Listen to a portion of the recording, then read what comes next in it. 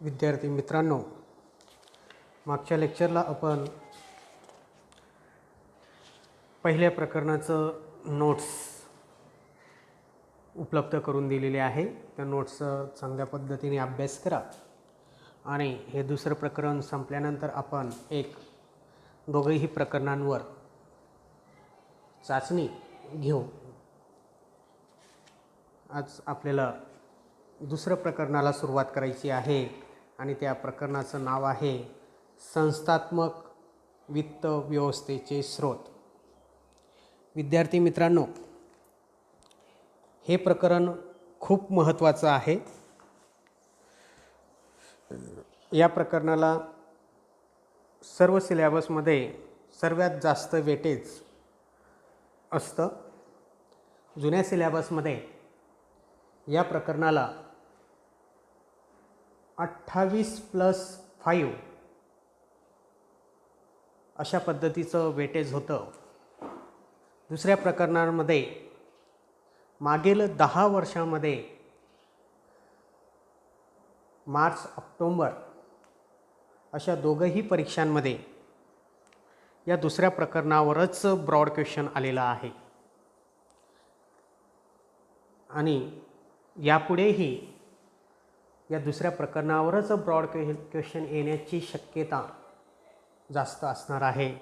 म्हणून आपण दुसऱ्या प्रकरणाचं चांगल्या पद्धतीने अभ्यास करून घेणार आहोत आणि तुम्हाला देखील चांगल्या पद्धतीने अभ्यास करून घ्यायचा आहे। विद्यार्थी मित्रांनो, मागच्या प्रकरणामध्ये उद्योग व्यवसायासाठी लागणारं वित्त व्यवस्थापनाचा आराखडा वित्त व्यवस्थापक कशा पद्धतीने करत असतो आणि त्यानुसार लागणारं जे आवश्यक निधी आहे त्या लागणारा आवश्यक निधींचं कशा पद्धतीने नियोजन केलं जातं ते पहिल्या प्रकरणामध्ये आपण बघितलं। दुसऱ्या प्रकरणामध्ये आपण म्हणजेच संस्थात्मक वित्त व्यवस्थेचे स्रोत या प्रकरणामध्ये आपण वेगवेगळ्या निधीसाठी आवश्यक असणारे जे स्रोत आहेत भांडवल निर्मितीचे, त्या स्रोतांचा अभ्यास आपण या प्रकरणामध्ये करून घेणार आहोत।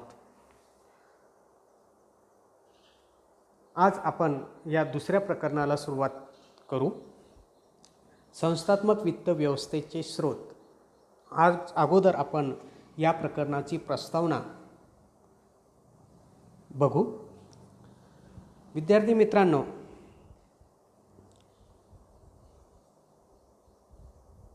कोणताही उद्योग व्यवसाय असेल त्या उद्योग व्यवसायातील प्रत्येक कार्य पार पाडित असताना निधीची आवश्यकता भासत असते।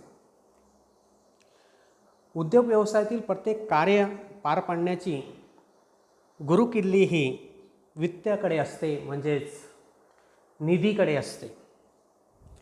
कोणताही व्यवसाय त्या व्यवसायाचं कार्य त्या कार्याचा पाठपुरावा आर्थिक पाठिंब्याशिवाय होऊ शकत नाही। प्रत्येक व्यवसायाला आपला व्यवसाय करताना वेगवेगळ्या टप्प्यांमध्ये त्याला जावं लागत असतं आणि ते टप्पे पार करीत असताना त्या व्यवसायांना वेगवेगळ्या निधीची आवश्यकता भासत असते, गरज भासत असते। व्यवसाय करीत असताना वेगवेगळ्या टप्प्यांमध्ये जात असताना मग ते टप्पे कोणकोणते, तर आपण मागच्या वर्षी 11वीला कंपनीचे स्थापन हे प्रकरण बघितलं होतं। म्हणजेच व्यवसाय करीत असताना सर्वात महत्त्वाचा टप्पा असतो तो म्हणजे प्रवर्तन, कंपनीचे प्रवर्तनाचा टप्पा म्हणजे कंपनीचे प्रवर्तन।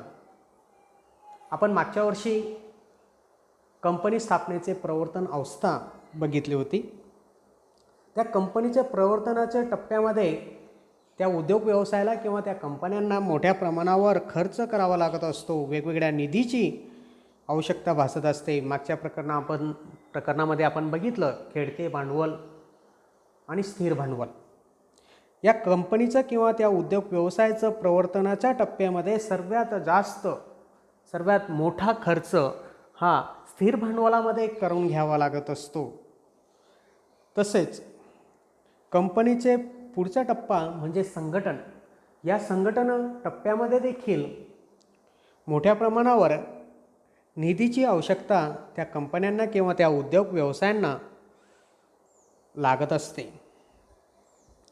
तसेच त्या उद्योग किंवा त्या कंपन्यांना आपला व्यवसाय नियमितपणे पार पाडण्यासाठी किंवा नियमित चालवण्यासाठी किंवा त्या व्यवसायाचं नियमित कार्य करण्यासाठी मोठ्या प्रमाणावर निधीची आवश्यकता भासत असते. म्हणून व्यवसाय करीत असताना प्रत्येक टप्प्यावर निधीची आवश्यकता भासते असं आपल्याला सांगता येईल. कारण व्यवसायातील प्रत्येक कृती ही शेवटी वित्ताभोवतीच फिरत असते आणि ती वित्ताशी संबंधितच असते. म्हणजे वित्त असेल तर पुढचा टप्पा पार पाडता येईल, वित्त असेल तर कंपनीचं किंवा त्या उद्योग व्यवसायाचं कृती करता येईल. अशा पद्धतीचं आवश्यकता या उद्योग व्यवसायामध्ये निधीला असते. म्हणून उद्योग व्यवसायातील प्रत्येक कार्य पार पाडण्यासाठी निधीची किंवा वित्ताची आवश्यकता भासत असते. व्यावसायिक संस्थेला आवश्यक असलेला जो निधी आहे, व्यावसायिक संस्थेच्या आवश्यक असलेल्या निधीला भांडवल असे म्हटलं जात असतं. म्हणजे व्यवसायासाठी लागणारा जो निधी जमा केला जाणार आहे त्याला भांडवल असे म्हटलं जात असतं. प्रत्येक व्यवसाय संस्थेला त्याच्या कार्यासाठी, मग तो व्यवसाय वस्तू निर्मितीचा असो, सेवा देणारा असतो, वस्तूचा पुरवठा करणारा असो, असा प्रत्येक व्यवसाय संस्थेला त्याच्या कार्यासाठी विशिष्ट भांडवलाची आवश्यकता भासत असते. विद्यार्थी मित्रांनो, आपण मागच्या वर्षी वेगवेगळ्या व्यावसायिक संघटनांचे प्रकार आपण बघितले. परंपरागत पद्धतीने व्यवसाय करणारे व्यवसाय संघटन प्रकार देखील बघितलं आणि मध्ययुगीन काळामध्ये अस्तित्वात आलेले व्यवसाय संघटन प्रकार देखील आपण बघितलं. मानवाच्या अमर्यादित गरजा भागवण्यासाठी त्या व्यवसाय संघटन प्रकार हे अयशस्वी ठरू लागल्या, म्हणजेच त्यांच्यावर काही मर्यादा येऊ लागल्या. म्हणून हा नवीन प्रकार 17व्या आणि 18व्या शतकामध्ये उदयास आलेला आहे, तो म्हणजे संयुक्त भांडवली संस्था किंवा कंपनी. हा व्यवसाय संघटन प्रकार आधुनिक व्यावसायिक संस्था प्रकारामधील एक मोठा यशस्वी असा व्यवसाय संघटन प्रकार आहे.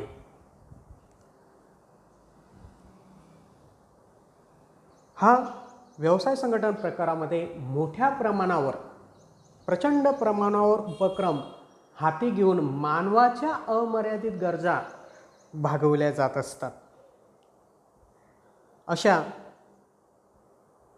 व्यवसाय संघटन प्रकारामध्ये किंवा अशा कंपन्यांमध्ये मोठ्या प्रमाणावर भांडवलाची आवश्यकता भासत असते. संयुक्त भांडवली संस्थेचा कार्यामध्ये, दैनंदिन कामकाजामध्ये, व्यवस्थापनामध्ये भांडवलाचं संचय म्हणजे भांडवलाचं निर्मिती याला महत्त्व प्राप्त झालेलं आहे. म्हणजे संयुक्त भांडवली संस्थेचं जे व्यवस्थापनाचं कार्य असतं, त्या व्यवस्थापनाच्या कार्यामध्ये भांडवलाची निर्मिती किंवा भांडवलाचं संचय याला खूप महत्त्वाचं काम मानलं जात असतं. हेच काम जर व्यवस्थापन मंडळाने चांगल्या पद्धतीने केलं, योग्य केलं, तर व्यवसायाची प्रगती मोठ्या प्रमाणावर होत असते असं आपल्याला सांगता येईल. म्हणून संयुक्त भांडवली संस्थेच्या व्यवस्थापनात मोठ्या प्रमाणावर भांडवल संचय किंवा त्या भांडवलाची निर्मितीला महत्त्वाचं स्थान त्या व्यवस्थापनामध्ये, त्या कंपनीच्या मध्ये दिलं जात असतं. म्हणून व्यवस्थापन मंडळ जे भांडवल निर्मिती करत असते, त्या भांडवल निर्मितीला विशेष महत्त्व प्राप्त होत असतं. मग भांडवल निर्मिती म्हणजे काय? भांडवल निर्मिती म्हणजे कंपनीच्या आर्थिक योजनेनुसार विविध स्रोतांकडून भांडवल जमा करण्याची प्रक्रियेला भांडवल निर्मिती असे म्हटले जात असते. ज्यावेळेस कंपनीच्या व्यवस्थापनेमध्ये भांडवलाची निर्मिती केली जात असते, त्यावेळेस वेगवेगळे आर्थिक नियोजन केले जात असतात आणि ते आर्थिक नियोजन विविध स्रोतांकडून, विविध मार्ग जे आहेत त्या विविध मार्गांचा वापर करून आर्थिक नियोजन केलं जात असते आणि ते आर्थिक नियोजन केल्यानुसार ते आर्थिक नियोजनामुळे जे भांडवल निर्मिती किंवा ते भांडवल जमा करण्याची जी प्रक्रिया असते त्या भांडवल निर्मितीच्या प्रक्रियेला म्हटलं जात असतं भांडवल निर्मिती. म्हणजेच आर्थिक योजनेनुसार विविध स्रोतांकडून भांडवल जमा करण्याची जी प्रक्रिया आहे त्या प्रक्रियेला म्हटलं जात असतं भांडवल निर्मिती.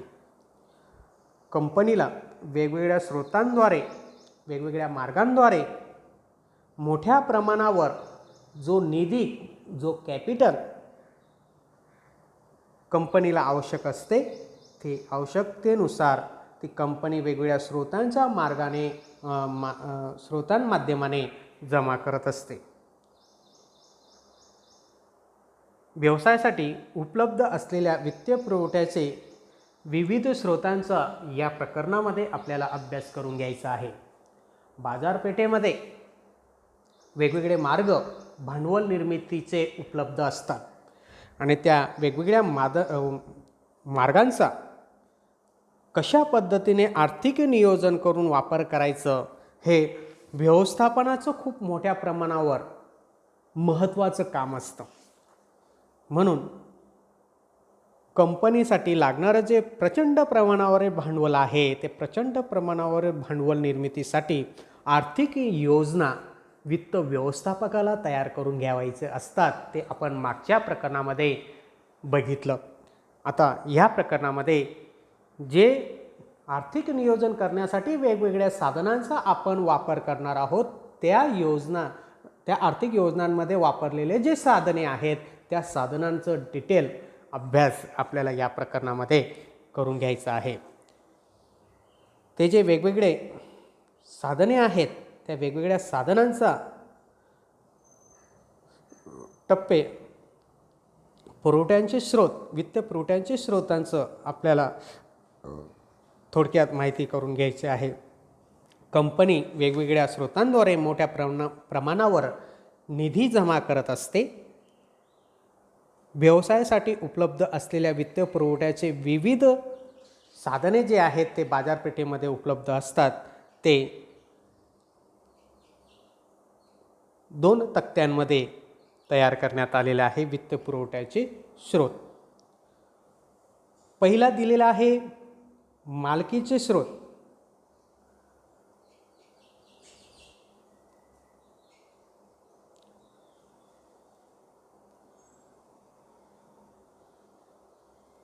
आणि दुसरा आहे कर्ज भांडवलाचे स्रोत.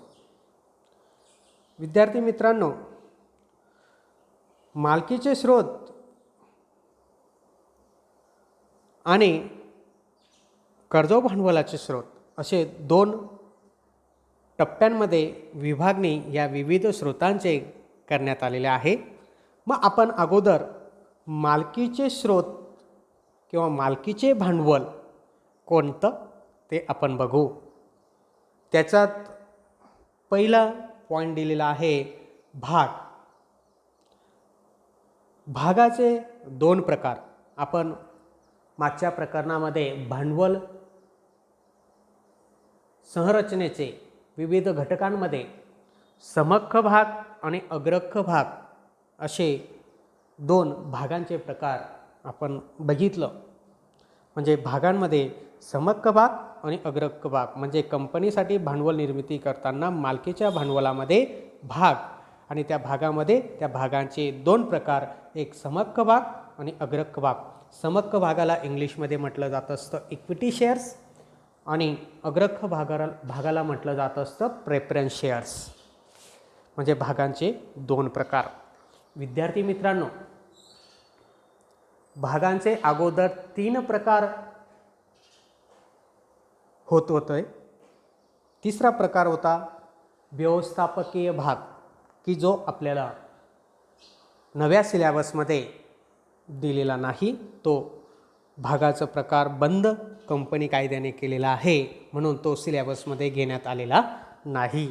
म्हणून आपल्याला या प्रकरणामध्ये किंवा या नवीन सिलेबसमध्ये 2च प्रकार भागांचे बघायचे आहे, समहक्क भाग आणि अग्रहक्क भाग. दुसरा प्रकार आहे मालकीचे भांडवलाचं प्रतिधारण नफा. कंपनीने न वाटप केलेल्या नफ्याचा हिस्सा जो बाजूला काढलेला असतो आणि तो बाजूला काढून ठेवलेला जो निधी किंवा नफा असतो न वाटप केलेला, त्या निधीचं किंवा त्या नफ्याचं पुनर्गुंतवणूक व्यवसायामध्ये केलं तर त्याला म्हटलं जात असतं प्रतिधारण नफा किंवा नफ्याचं भांडवलीकरण असं म्हटलं जात असतं. हे मालकीचे भांडवलाचे 2 मार्ग आपल्याला सांगता येईल. दुसरा मार्ग सांगितलेला आहे कर्ज भांडवलाचा. त्याच्यात कर्जरोखे जसं भाग विक्री करून मालकीचे भांडवल जमा केलं जातं, तसं कर्जरोख्यांची विक्री करून कर्ज भांडवल जमा केलं जात असतं. ते आपण डिटेलमध्ये कर्जरोखे म्हणजे काय आपण बघणार आहोत. मागच्या प्रकरणामध्ये आपण थोडक्यात कर्जरोख्याचं अर्थ समजून घेतलेला आहे. ते कर्जरोखे विक्री करून कर्ज भांडवल जमा केलं जात असतं. तसेच ठेवी स्वीकारून, सार्वजनिक जनतेकडनं ठेवी स्वीकारून किंवा खाजगी स्वरूपात ठेवी स्वीकारून कंपनीला लागणारं मध्यम किंवा अल्प मुदतीचे कर्ज भांडवलाची गरज या साधनांच्या माध्यमाने केलं जात असतं. म्हणून ठेवी स्वीकारून कर्ज भांडवल जमा करता येत असतं.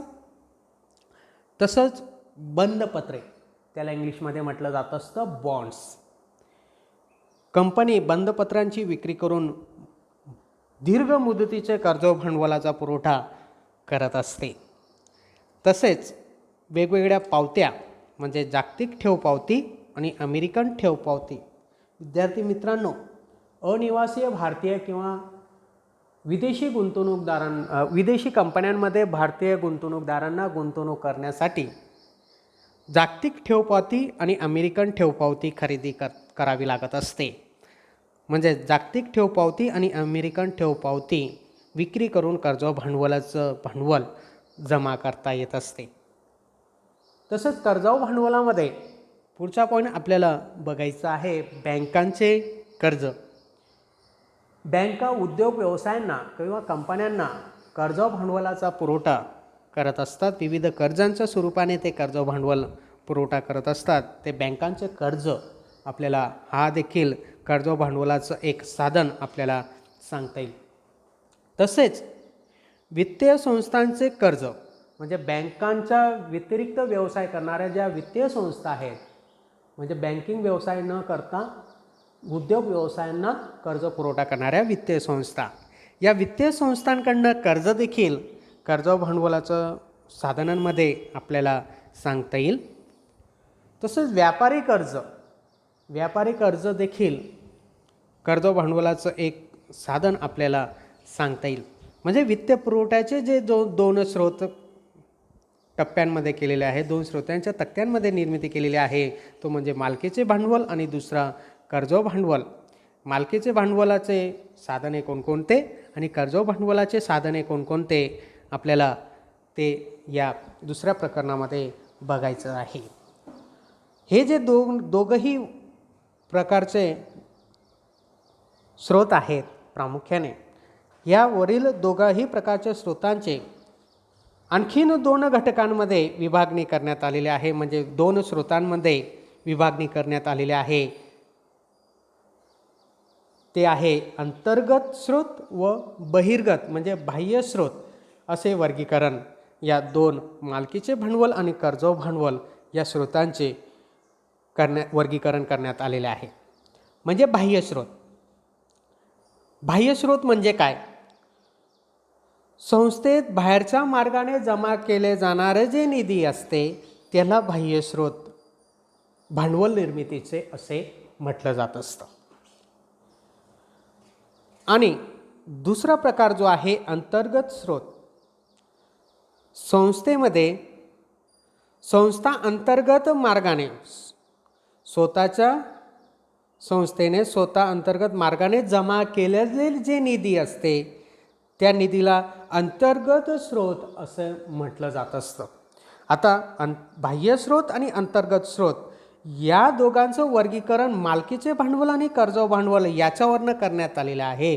म्हणून एकंदरीत मालकीचे भांडवल आणि कर्जाऊ भांडवलाचे जे विविध स्रोत आहेत ते एकत्रित केल्यानंतर बाह्य स्रोत आणि अंतर्गत स्रोत. मग आपण मालकीचे भांडवल आणि कर्जाऊ भांडवल याच्यामधील जे वेगवेगळे साधने आहेत याच्यामध्ये बाह्य स्रोत आणि अंतर्गत स्रोत. अगोदर आपण अंतर्गत स्रोत बघू, कारण अंतर्गत स्रोतमध्ये त्या कंपन्यांना किंवा त्या व्यवसायाला मोठ्या प्रमाणावर निधीची ज्यावेळेस आवश्यकता भासते, ज्यावेळेस विकास त्या कंपनीचा होत असतो, नवनवीन युनिट स्थापन करायचं असतं, विस्तारीकरण करायचं असतं, त्यावेळेस अशा निधीचं मोठ्या प्रमाणावर उद्योग व्यवसायामध्ये वापर केला जात असतो आणि तो स्वतःचा मार्गाने जमा झालेला निधी असतं आणि तो फक्त एकच असतो आणि तो म्हणजे प्रतिधारण नफा. प्रतिधारण नफा हा फक्त अंतर्गत स्रोतामधील एकमेव असा मार्ग आहे आणि मालकीचे भांडवल आणि कर्जाऊ भांडवलामधील जेवढेही मार्ग आहेत हे सर्व मार्ग हे बाह्य स्रोत आहेत, म्हणजे बाहेरून जमा होणारे भांडवल निधीचे मार्ग. मग आपण प्रतिधारण नफा सोडून जेवढेही मालकीचे भांडवल आणि कर्जाऊ भांडवलाचे जे वेगवेगळे स्रोत पाहिले ते सर्व स्रोत काय आहेत? बाह्य स्रोत. मग आपण त्याच्यामध्ये सांगू शकतो भागांची विक्री करून भांडवल जमा केले म्हणजे समहक्क भाग आणि अग्रहक्क भाग हे देखील बाह्य स्रोत आहे. कर्जाऊ भांडवल, त्या कर्जाऊ भांडवलामधील सर्वच मार्ग हे देखील बाह्य स्रोत आहे. फक्त अंतर्गत स्रोत कोणता आहे? मग प्रतिधारण नफा. आणि त्या प्रतिधारण नफा की जो कंपनीमध्ये न वाटप केलेला जो नफा असतो तो बाजूला काढून ठेवलेला असतो, त्या निधीचा व्यवसायामध्ये पुनर्गुंतवणूक, त्या भांडवलाचा किंवा त्या नफ्याचं पुनर्गुंतवणूक केलं जातं, त्याला म्हटलं जात असतं प्रतिधारण नफा. असे एकच अंतर्गत स्रोताचा मार्ग आहे आणि बाह्य स्रोताचे मार्ग हे वेगवेगळ्या प्रकारचे मार्ग आहेत. विद्यार्थी मित्रांनो, आपल्याला या दुसऱ्या प्रकरणामध्ये मालकीचे भांडवलाचे स्रोत आणि कर्जाऊ भांडवलाचे स्रोत असे दोन वर्गीकरणामध्ये, अशा दोन टप्प्यांमध्ये वेगवेगळ्या साधनांचा, वेगवेगळ्या मार्गांचा अभ्यास करून घ्यायचा आहे. विद्यार्थी मित्रांनो, पुढच्या लेक्चरला आपण मालकीचे भांडवलाचे स्रोत आणि त्याच्यातील पहिला पॉईंट म्हणजे भाग, म्हणजे त्याला इंग्लिशमध्ये म्हटलं जातं शेअर्स, तो पॉईंट आपण बघणार आहोत. नमस्कार.